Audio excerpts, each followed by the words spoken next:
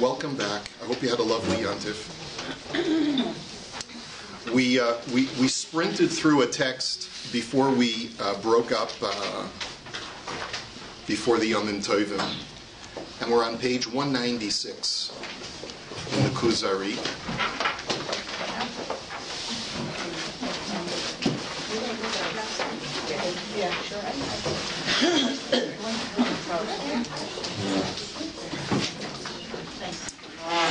And Rabbi Yehuda Halevi, in the last couple of pages, was involved in an exercise which is done by a number of Meforshim. It's not unique to the Kuzari, although, and it's not clear to me, he might be the first who does this, I'm not sure. But he's certainly one of the first who does this. But it is to try and break down a communal observance or a communal structure and show how it is a macrocosm of the human body. And to show how everything that was done first in the Mishkan and then in the temple represents different organs of the human body. And this is a theme that recurs in various statements of Chazal and in the way that the Meforshim understand the words of Chazal, that one of the byproducts of the golden calf was that before the sin of the Egel, each individual Jew, through the power within his own neshama and his own body, could bring down the Shekhinah as an individual. Once the Jewish people sinned with the Chet HaEgel, they lost that individual power, and now it would be necessary to unify as a nation in order to have that collective energy to be able to bring the Shekhinah down into this world. And so if the Jewish people represent the neshama of that collective body, the Mishkan and all of its accessory parts represent the body of the communal nation of Israel. So just like an individual human being has a body and soul, the Jewish people have a body and soul, the body being the Mishkan, and the korbanos represent the bodily functions. Like even he talked about the idea of the digestive system being represented by the korbanos, and the Leviim working in the Beis HaMikdash corresponding to the movers of the internal organs. You know, the animation that takes place within your body, the breathing and all of the peristalsis and all of the other bodily functions that are necessary for the body to be healthy and to continue functioning. So he does this in very great detail, and that's why we didn't spend a lot of time on it, because it's one way of looking at it, but it's the overarching idea is as I've just described for you. And what Rabbi Yehuda Halevi says in paragraph number 18 to sort of conclude this discussion is something that recurs throughout the Kuzari. All was done with order and planned by divine wisdom. And if you remember, one of the central themes of the Kuzari is that there is a certain precision to mitzvot that surpasses human understanding. There's no way that a human being could possibly replicate the system of the service of Hashem without a Torah directing us, because Hashem has such a powerful knowledge of how the physical universe interacts with the spiritual realm, that Hashem can tell us exactly which bodily actions will activate certain spiritual receptors in the spiritual realm. And we don't have that vision, we don't have that understanding, and therefore we need to rely on the mitzvahs of the Torah. But this, for Rabbi Yehuda Halevi, nothing is arbitrary. Everything, the smallest measurement and the smallest protocol and procedure that's detailed either by the Torah or by the Mishnah is all with tremendous precision. And then he says, I do not declare, heaven forbid, that the absolute intention of the sacrificial order was as I have described it. The intention was actually more wondrous and lofty. So he's basically saying, this is my hypothesis, this is what I see, this is the insight that I have, but I'm sure there's much more beneath the surface that I've been able to reveal. After all, the sacrificial order is part of Hashem's Torah, and one who accepts the Torah completely without first rationalizing it with his intellect is greater than one who rationalizes and investigates everything. Now this sentence is really what I'd like to spend a little bit of time on today. He says, it's a pretty bold statement if you break it down. His statement is, a person who accepts the Torah completely without first rationalizing it with his intellect is greater than someone who rationalizes and investigates everything. Now, at face value, that doesn't sound too good. I mean, isn't it better to be intellectually engaged with what you're doing and to be able to have a very good rational explanation for every single mitzvah that you do? I mean, wouldn't that give you more meaning and sense of purpose if every time I shake a lulav or blow a shofar or make a bracha, I feel that sense of understanding, really, I do get it, I understand this really resonates with me and I fully appreciate what's going on here? And Rabbi Yehuda Levi seems to be saying the exact opposite.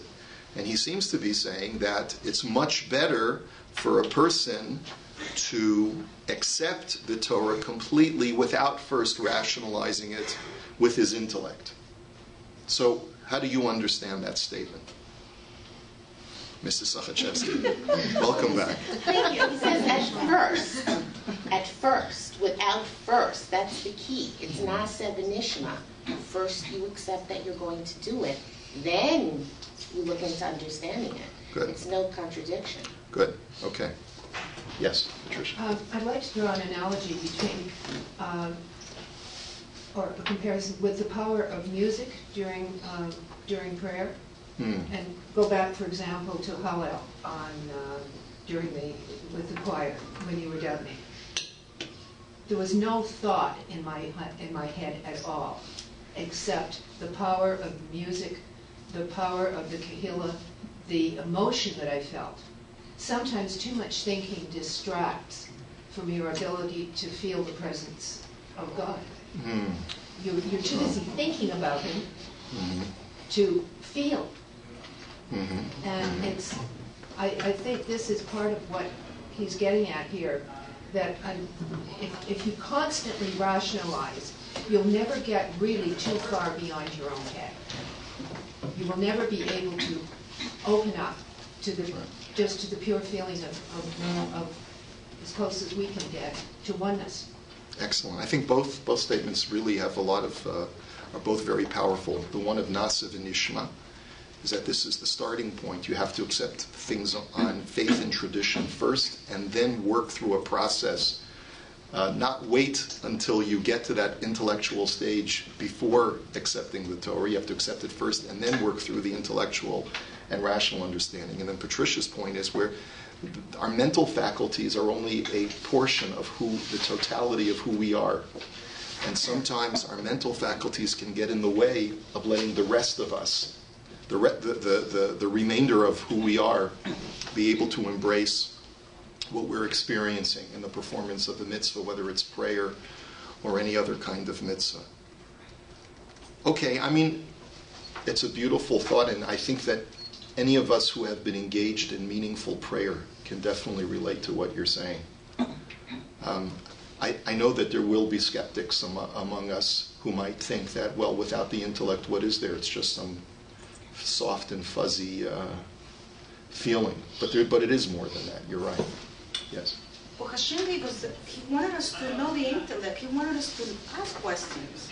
It's not all just do and just base your religion on Emunah.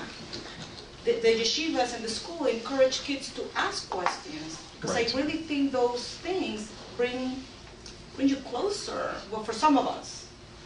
When you see science and how the body works and the stars, and when you combine those things with science, in my personal case, it's like, it brings me even closer to my Creator. Absolutely. Right? Yes, and so that's sort of the other side of this coin, which is we can't reject the intellect. And how are we supposed to deal with it? And what, of course, do you say to the person who says, I didn't feel anything at Hallel. I was just looking at my watch waiting for this thing to end. And I'm looking for, to me, the intellect is where it's all at. And so what do we say to people like that? And what about our very rich tradition of asking questions, of challenging and answering questions? I would just say that there's a danger also in putting reasons behind the mitzvot. For example, kashrut. You can say, well, they had kashrut because for health reasons, but things are different now, so that it's not a problem. So I can leave it at one. So you're right. And Elaine's point is very well taken. If you overemphasize the intellect, and anything that's not intellectually sound, you'll feel you need to reject, and that's not okay. So yeah. How would we relate this to our davening, where if many of us don't understand the words, if they're in Aramaic, or they're in difficult Hebrew, or we don't understand Hebrew, is davening in English acceptable? Is it more? It comes back to the same question. Right. It's a much longer conversation. I'm sure we must have had this talk about prayer in the past, but in a nutshell, there's a difference of opinion, and it really boils down to, for the Rambam, prayer without understanding is meaningless, because he calls prayer avodah shebalev. It's a service of your heart. If your heart is not engaged, you're basically doing nothing. At least that's what it seems like from the way he describes tefillah. There are others who understand it differently. They understand that tefillah, there's a certain incantational quality. Like just now, you were all saying Tehillim, right? How many of you understood exactly what you were saying when you said Tehillim? Okay, the Israelis. All right, go ahead. Okay, and the Mexicans. Okay, or some of the Mexicans. Okay. All right. But I would venture to guess that most people don't understand the Tehillim that they're saying, and feel nonetheless that they're doing something of value, that they're contributing something, that they're doing something positive, they're connecting in some way to Hashem, and trying to influence Hashem to bring us to a positive result. So there is that exists as well. You know what? We should devote another shir for that entire topic of tefillah, but now's not the time. I wanted to spend just a few minutes discussing an essay from Rav Dessler that I actually referenced in footnote 235. I think we'll only be able to start it today because and I've actually cut out a big chunk of it. Today I just want to talk about Rabbi Elisha ben Abuya and what happened to him, and use this as a case study of a person who used his intellect improperly. And Rav Dessler starts off by asking the question, Eich haya efshar, if you see the beginning of the essay. He says, Eich haya efshar shetana gadol ke'elisha ben Abuya, talmido shel Rabbi Akiva v'rabo shel Rabbi Meir. How could it be that such a great sage, Elisha ben Abuya, the student of Rabbi Akiva, the teacher of Rabbi Meir, lamrot kol gadlus toraso yatsa l'tarbus ra, despite all of his great Torah knowledge, how is it that he went OTD? Right? He went off the derech. Right? I tell you something, sometimes experiences shake you to the core. My mother sent me an email last week. She said, Rabbi so-and-so, who was your colleague in California, he's a little bit older than I am. He's actually a lot older than I am. And she told me he left the pulpit in L.A., but she said he's not from anymore, and he started a blog about how to find meaning without God, and he's an atheist now, and that's frightening. That's frightening. It's almost like an Elisha ben Avuya moment, and you think, oh, it only happened, in the times of the Mishnah. It just happened, This fellow whose beard was longer than mine, and his yarmulke was bigger than mine, had lost his faith, and he's an intelligent person, knows a lot of Torah, and had some kind of crisis. And I don't know how long he was experiencing this crisis, but whatever he went through, came out at the other end a non-believer. So it does happen. So the question is, And that's why it says, the Chazal say, Al tamin ba'atzmacha ad yom mosecha. Don't trust yourself. Don't believe in yourself fully until your dying day. There are great people who have had falls from greatness even at advanced stages of their lives. So you never know. You always have to do reality checks. You have to have people around you that tell you, hey, you're going off the deep end, man. Get a grip. And let's speak this out, and let's have a discussion, and let's figure this out together. Okay. So how could it happen to Rabbi Elisha ben Avuya? Kemo shemuva b'maseches Chagiga, as the Gemara discusses in Chagiga, davar zeh bevadai tzarich hisbonenus yiseir kidei lahavino liishuro. We definitely need to understand this story in order to really get down to the bottom of it. Na'ayin b'divrei Elisha ben Avuya atzmo al sibos yitziyoso l'tarbus ra. Let's look at what happened to Elisha ben Avuya as is recorded in the Gemara, the Talmud Yerushalmi, to see what happened to him over the course of his life to make him into a non-believer.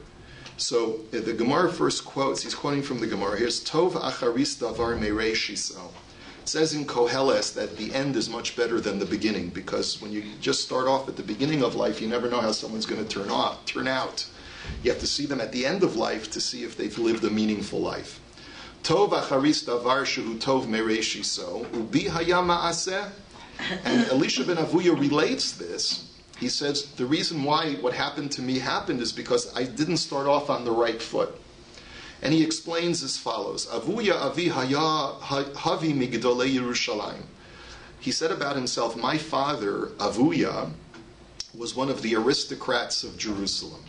Uvayom shaba lemahuli kara lechol gedolei Yerushalayim.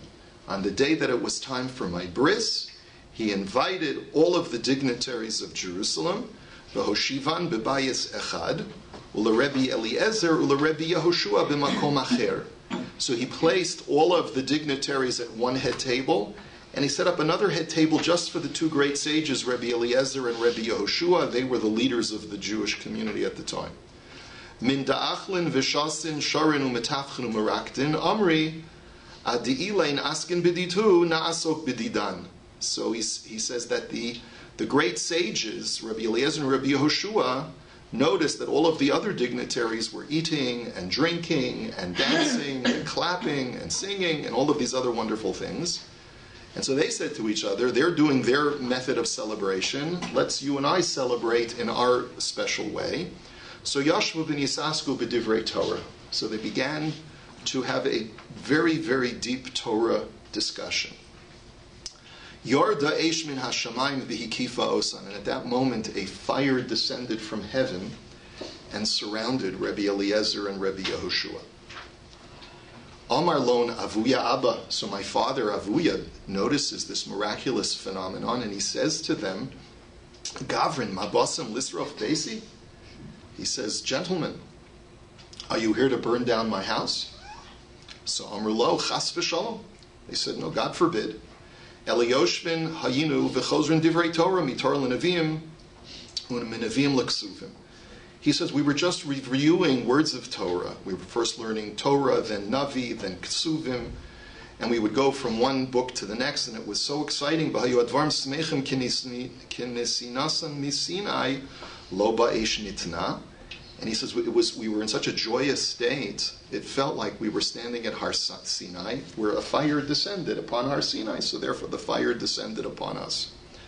So Amar hol v'kach kocha shel Torah, im yiskayim haben hazeh l'Torah ani mafrisho. So Avuya said as follows, he says, if this is the power of Torah study, and it's not clear, of course, what he saw, there may be some metaphor involved in this Agadata, but he definitely saw something special. He says, if this is the power of Torah, then I hereby make a pledge that if my son survives, in other words, in those days mortality was very high among children, but he says, if my son makes it to adulthood, I'm going to set him aside to make him into a scholar as well. Ulefi shelo hayisa kavanaso l'shamayim lefichach lo niskayim ubi. But then Elisha says, he says, but you know what? That was my downfall, because my father set me aside to be a scholar for ulterior motives. He wasn't interested in Torah lishma. He wasn't interested for Torah study's sake. He was interested in all the benefits that one gets in his life from Torah study, the miracles, the joy, the meaning, the purpose. And he says, and that's not considered to be lishma, and therefore, even though I became a great scholar, I eventually strayed.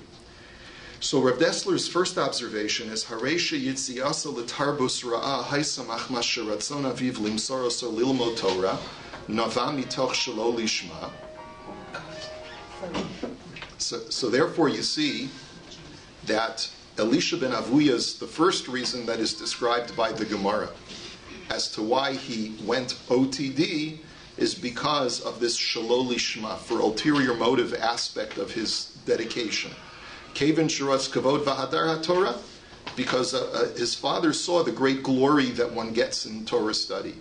Uvegemara muvaim otamim. Now let's take a look at the other reasons that are brought by the Gemara. What happened to Elisha during his lifetime that made him become a heretic? V'shah shahaya omed mi beis hamedrash harbe sifrei minim nashu mecheko. So first, the Gemara says that when he would stand up to leave the Beis Medrash, you know how in the olden days, the kids would be holding their textbook and there would be a comic book behind the textbook? So instead, or a Mad magazine. So instead of Elisha ben Avuya reading Mad magazine, he was reading books of Greek philosophy behind his Gemara. That's the way the Gemara describes it, okay? Uvemaseches Kiddushin ra'a echad she'ola v'natal ha'em v'habonim v'yarad b'shalom v'hasheni ala b'shalach ha'em uv'yiridato nafal v'meit. So the Gemara in Kiddushin describes a situation where a father told his son, go climb up the tree and send away the mother bird so that we can take the eggs. Those are the two mitzvahs for which the Torah promises long life. Unfortunately, the child fell from the tree and he perished, fell to his death. And so Elisha ben Avuya says, how could it be that the mitzvahs for which the Torah promises a long life caused the death of this child? Okay, so obviously these are theological issues that Elisha ben Avuya was facing.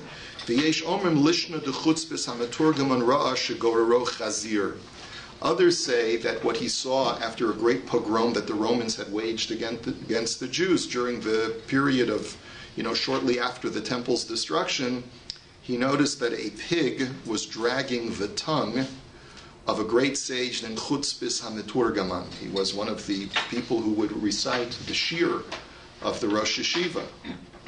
And how could this person now have his tongue, which had uttered such holy words of Torah, how could that now be dragged through the street by a pig? And therefore he said, Zu Torah v'zu schara, this is Torah and this is its reward. And that's what caused him to led him to heresy. The Isa v'Yerushalmi, ima keshahaisu muberes bo, haisa overes al batei avodah zara, v'hiricha me'oso hamin, v'haya oso hareach mefapea begufa ki irsa shel chachina. So there's another version in the Gemara in the Yerushalmi that says that when his mother was pregnant with him, she would pass by houses of idol worship, and she would smell the fragrant incense of the idolatry burning, and it entered into her nostrils and entered into Elisha ben Avuya's essence in some way, like the venom of a serpent. So if we were to categorize the two, sources for Elisha ben Avuya's heresy, Rav Dessler says there are really two categories. Shtei sibot ikariot manukan, ha'echad shekavanat aviv bichinucho ha'ita shelo lishma.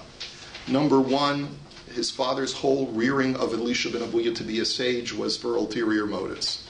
And number two, v'ilu hasiba ha'acheret minus, some kind of heresy, heretical thought, reading books of Greek philosophy, questioning God, theodicy questions, idolatry, and so forth. Skip the parentheses. Shtei sibot eila yachad minus v'shelo lishma hishpiu sheyatza letarbus ra'a.